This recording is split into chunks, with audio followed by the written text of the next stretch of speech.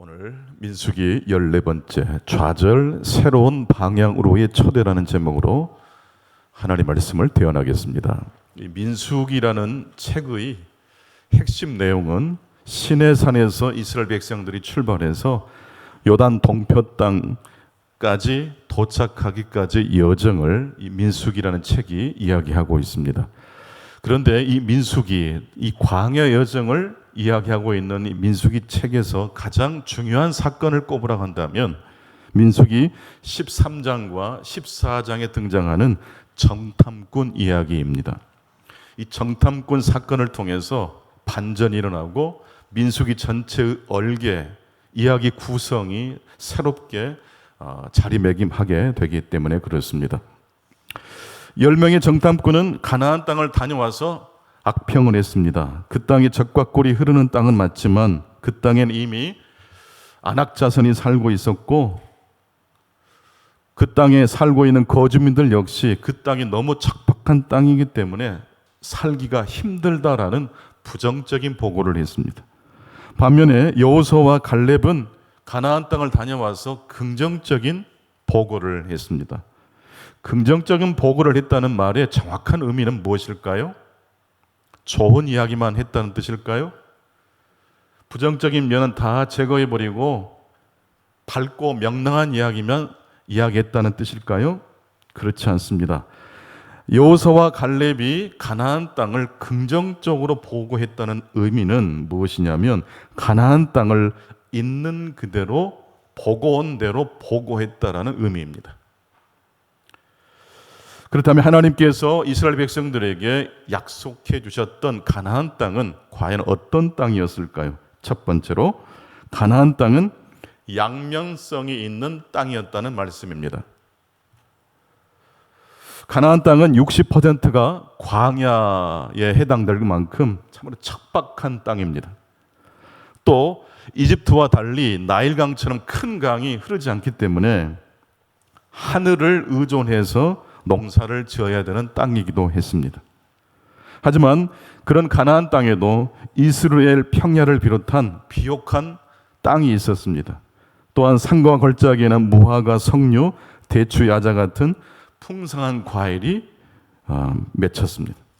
그러므로 가나안 땅은 어떤 땅이라고 말씀드릴 수 있습니까? 좋은 점도 있지만 척박하고 힘든 점도 있다라는 것입니다. 가나안 땅만 그럴까요? 우리 대한민국이라는 땅을 보면 마찬가지죠. 이렇게 보면 이렇게도 해석되고 저렇게 보면 저렇게도 해석될 수 있습니다.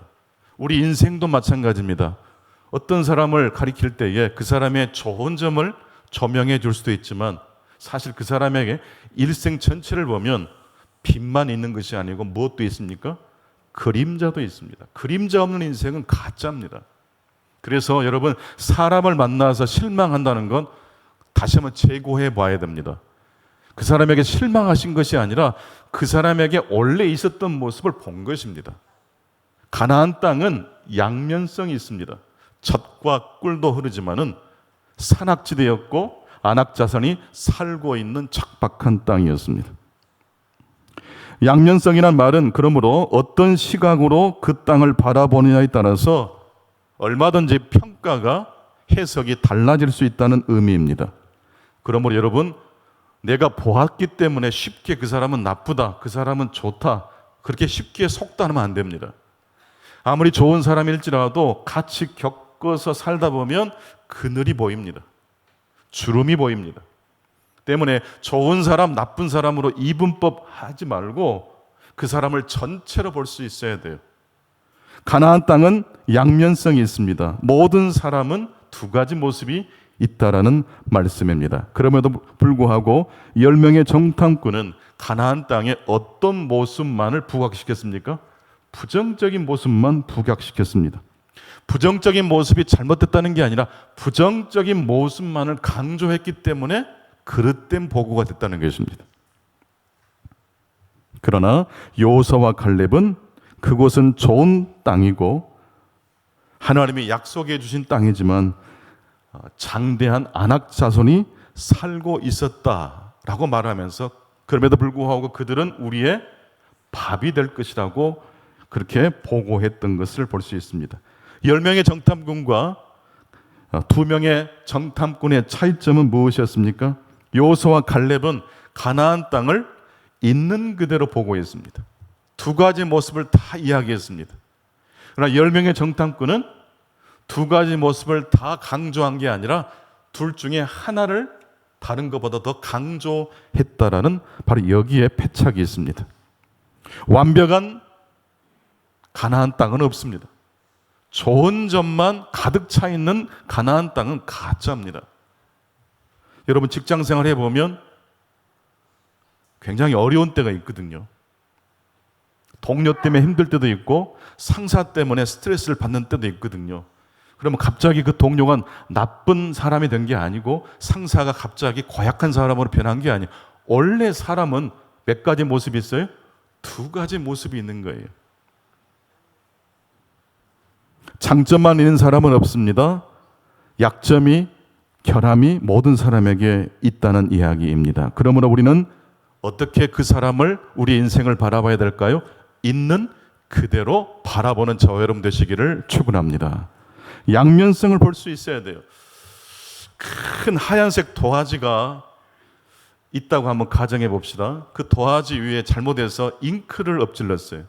그래서 도화지의 절반쯤이 까맣게 잉크로 칠해졌어요. 이 도화지에 묻은 잉크 자국을 없애려면 어떻게 될까요? 조건은 딱 한 가지예요.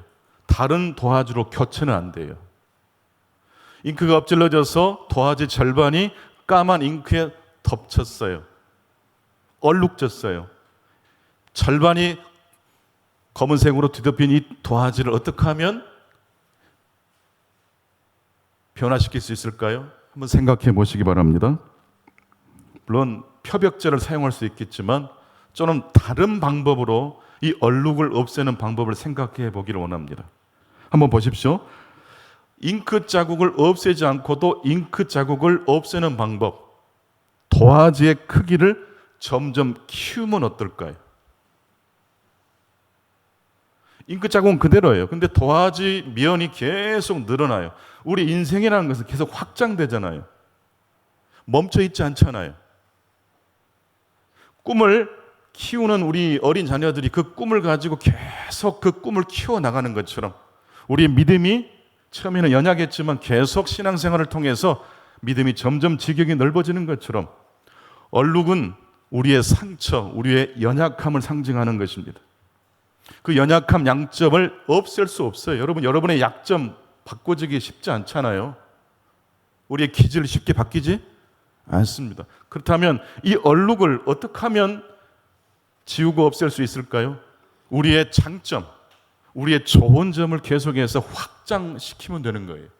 도화지가 계속 확장되면 처음에는 절반을 차지했던 잉크 자국이 어떻게 될까요? 나중에는 애교점처럼 되는 거예요. 난 여러분들의 삶의 지경이 오늘 이제 나는 만족해, 나는 이제 행복해, 멈추지 마시고 계속해서 하나님의 은혜를 향하여 입을 넓게 열고 나아가실 수 있기를 축원합니다. 그래서 하나님께서는 30배, 60배, 100배의 축복을 주신다고 말씀해 주셨습니다. 가나안 땅도 마찬가지입니다. 결점이 있어요. 약점이 있어요. 거인들이 살아요. 60%가 광야예요. 나일강처럼 큰 강도 없어요. 하늘에서 내리는 이슬을 통해서 농사를 지어야 돼요. 다행히도 이스라엘 땅은 일교차가 심해서 이슬이 그 땅을 뒤덮기 때문에 농사를 지을 수 있다고 합니다. 가나안 땅의 결점은 없앨 수 없지만 우리 자신의 결점은 없애는 건 쉽지 않지만 그 결점을 없애는 것 대신에 하나님께서 우리에게 부어주실 은혜를, 장점을 더 키워나간다면 언젠가는 우리의 약점이 매력 포인트가 되지 않겠습니까? 아멘 좀 합시다. 너무 좋은 점만 가득 차도 그 사람과 만나면 답답해요. 완벽하고 굉장히 성실한 사람이지만 그 속에 들어가면 뭔가 약점이 보일 때 그 사람과 관계 맺기가 쉽죠. 반드시 잉크 자국은 다 없애버리면 됩니까? 안 됩니까? 안 돼. 있어야 돼요. 대신에 잉크 자국이 우리 인생의 절반을 차지하면 안 돼요. 우리의 배경 화면을 더 확장시켜서 이만큼한 이 약점이 애교점으로 변화될 때까지 하나님의 은혜를 추구하시는 저와 여러분 되시기를 축복합니다. 그런 점에서 볼 때 여호수아와 갈렙은 가나안 땅에 그 약점을 보긴 보았으나 하나님이 부어주실 그 약속의 꿈을 더 확장시키면 그 땅은 충분히 정복할 수 있다라고 생각했던 것입니다. 공지영 작가가 그런 말을 했더라고요. 인생이라는 캔버스를 크게 키워서 우리의 결점을 작게 만들어 나가면 됩니다. 여러분, 공지영 작가는 3번 결혼하셨고 3번 이혼하셨어요. 캐톨릭 신자이기 때문에 3번째 이혼하기 전에 너무 갈등이 심하셨대요. 물론 너무 힘든 가정, 폭력, 또 남편의 외도, 그래서 더 이상 글도 쓸 수 없고 이러다가는 내가 망가질 것 같은 두려움 때문에 갈등하고 있었는데 신부님을 찾아가서 고해성사를 했답니다. 신부님, 가정에 위기가 왔고 아무리 제가 노력했지만 저는 못 살겠습니다. 어떻게 해야 됩니까?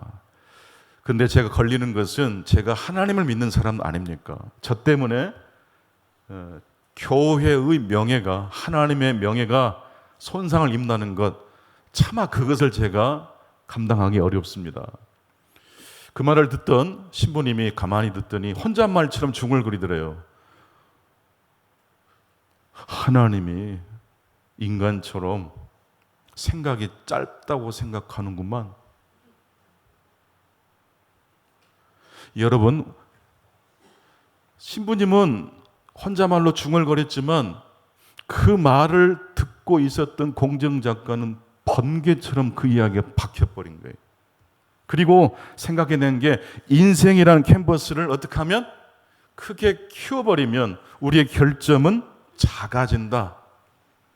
신부님이 그러시더래요. 혹시 자매가 3번 이혼을 하게 됨으로 말미암아 자매처럼 더 극한의 상황이 있는 사람들이 자매를 통해서 위로를 받는다면 그것을 통해서 하나님이 일을 하시지 않겠느냐고.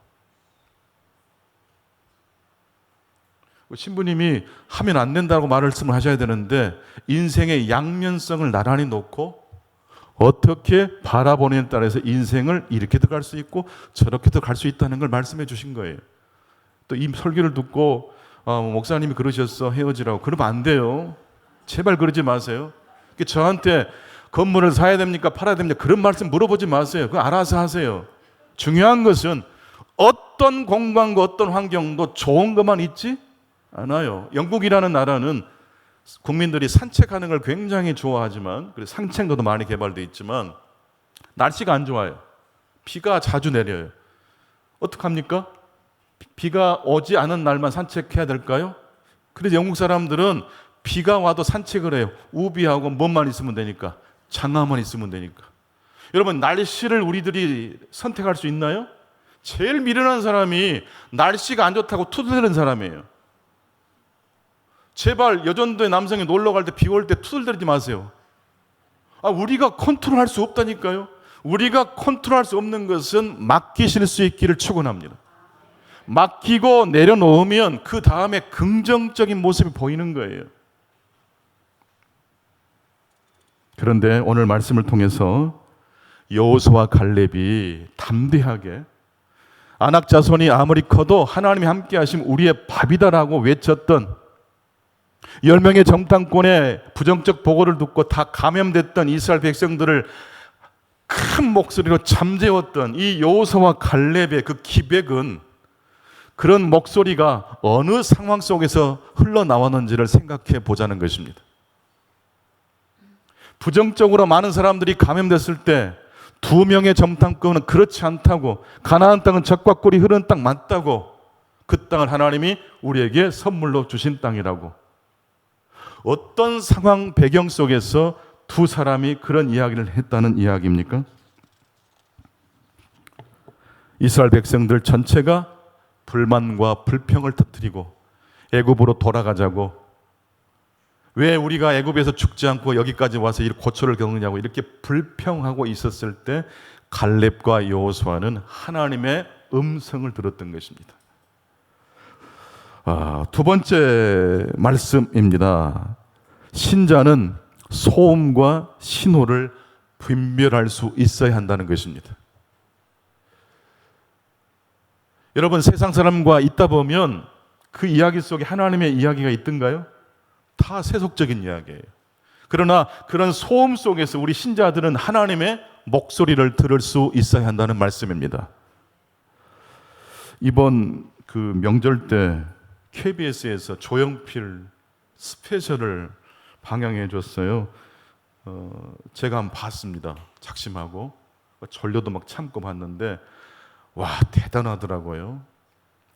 근데 제가 그 조용필 씨의 노래 중에 참 좋아하는 노래가 있는데 그 중에 하나가 바로 꿈이라는 노래입니다. 이 꿈이라는 노래는 조용필 씨가 비행기 안에서 작곡을 했대요. 비행기 안에서 신문을 읽게 됐는데 신문 사설에 농촌에서 도시로 청년들이 올라오는 이야기, 그래서 여러 가지 도시에 문제가 발생했던 이야기들이 사설로 나와 있는 그 대목을 읽다가 영감을 받은 거예요. 그래서 탄생한 노래가 꿈이라는 노래입니다. 그 가사를 한번 읽어드릴게요. 화려한 도시를 그리며 찾아왔네. 그곳은 춥고도 험한 곳. 여기저기 헤매다 초라한 문턱에서 뜨거운 눈물을 먹는다. 머나먼 길을 찾아 여기에, 꿈을 찾아 여기에, 괴롭고도 험한 이 길을 왔는데 이 세상 어디가 숲인지 어디가 늪인지 그 누구도 말을 안 내. 사람들은 저마다 고향을 찾아가네. 나는 지금 홀로 남아서 빌딩 속을 헤매이다 초라한 골목에서 뜨거운 눈물을 먹는다. 저기 저 별은 나의 마음을 알까? 나의 꿈을 알까? 괴로울 땐 슬픈 노래를 부른다. 슬퍼질 땐 차라리 나 홀로 눈을 감고 싶어. 고향의 향기 들으면서. 저기 저 별은 나의 마음 알까? 나의 꿈을 알까? 괴로울 땐 슬픈 노래를 부른다. 이 세상 어디가 숲인지 어디가 늪인지 그 누구도 말을 안 내. 슬퍼질 땐 차라리 나 홀로 눈을 감고 싶어. 고향의 향기 들으면서, 고향의 향기 들으면서. 조용필 씨가 신문 사설에서 도시로 찾아온 젊은이들의 여러 가지 이야기, 그 중에 그 사설의 포인트는 약간 부정적인 사설이었어요. 농촌이 황폐화되고 도시로만 몰리는 세태. 그런데 이 조용필 씨는 그 사설 속에 소음을 뚫고 들려오는 목소리를 들은 거예요. 왜 사람들이 농촌에서 도시로 올라갑니까? 꿈을 찾아서죠. 여러분, 왜 교회를 찾아오십니까? 하나님이 여러분을 향한 꿈과 계획이 있다는 걸 믿기 때문이 아닙니까? 그 꿈이 있기 때문에 외로워도 슬퍼도 살아가는 거예요. 견디는 거예요.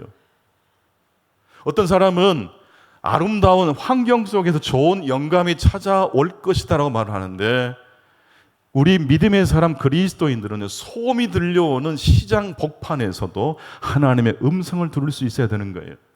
남편이 막 화를 낼 때, 아내가 짜증을 낼 때 그 소음 속에 깃들여 있는 목소리를 들을 수 있어야 돼요. 왜 화를 내는지 아세요?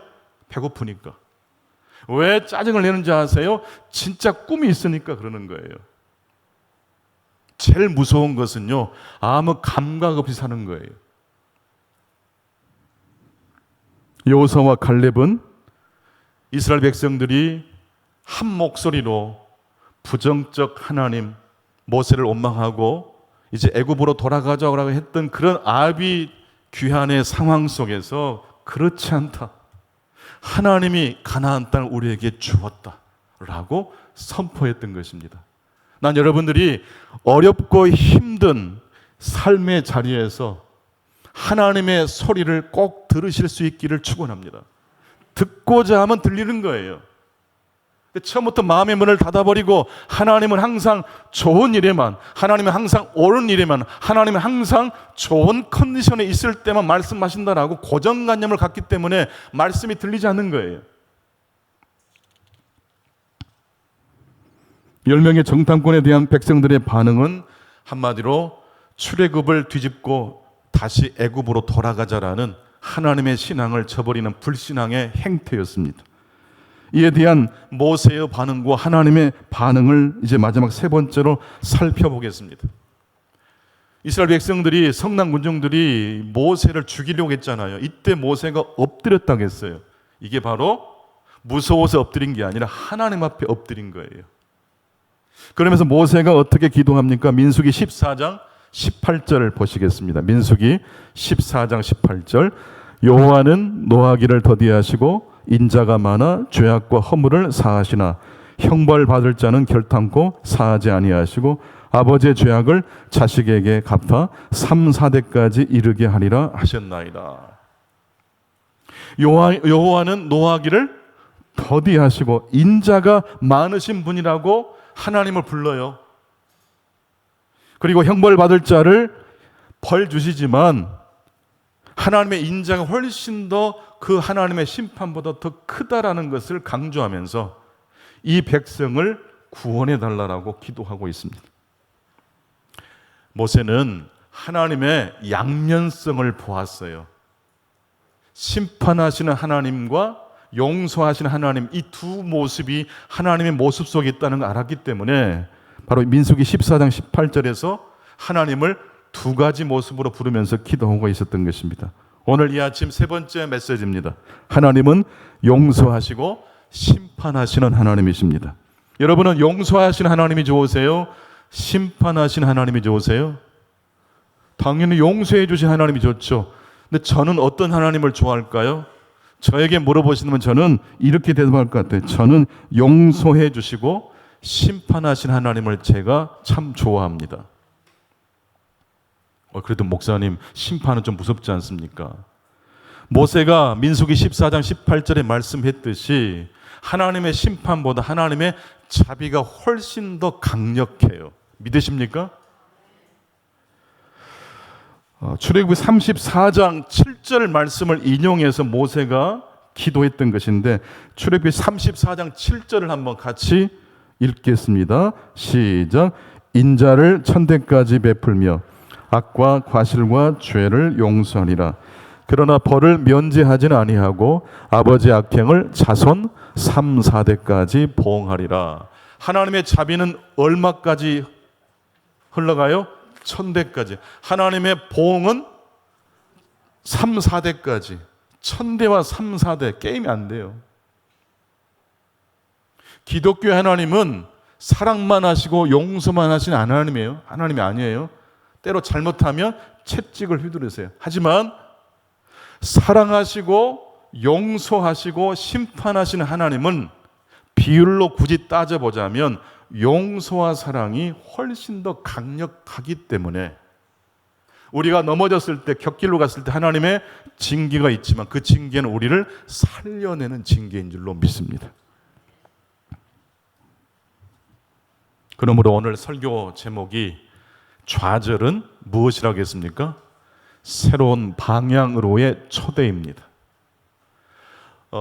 정탐꾼들이 40일 동안 가나안 땅을 보고 와서 부정적 보고를 10명의 정탐꾼이 한 것 때문에 하나님의 심판을 내리세요. 그래서 날을 횟수로 계산해서 40일이 40년이 된 것이고, 그래서 이스라엘 백성들이 40년 동안 광야를 방황하게 되는데, 단순히 방황이 아니라 이 광야 40년은 하나님의 새로운 인도하심이었다는 말씀입니다.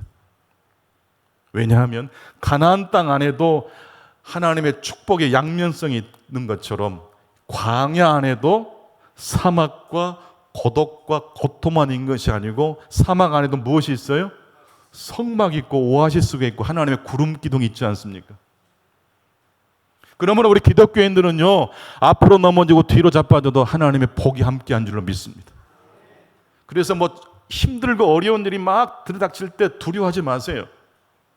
날씨가 안 좋다고 해서 투덜거리지 마세요. 내가 컨트롤할 수 없는 걸 맡기세요. 그리고 우산을 들면 돼요. 넘어졌을 때, 다쳤을 때, 뭔가 손실이 입혀졌을 때 기도하세요. 하나님, 이 얼룩을 없애는 방법, 도와주의 화면을 더 확장시키는 방향으로 제가 달려가겠나이다. 저를 도와주시옵소서. 그렇게 이 한 주간 살아가시는 저와 여러분 되시기를 간절히 축원합니다.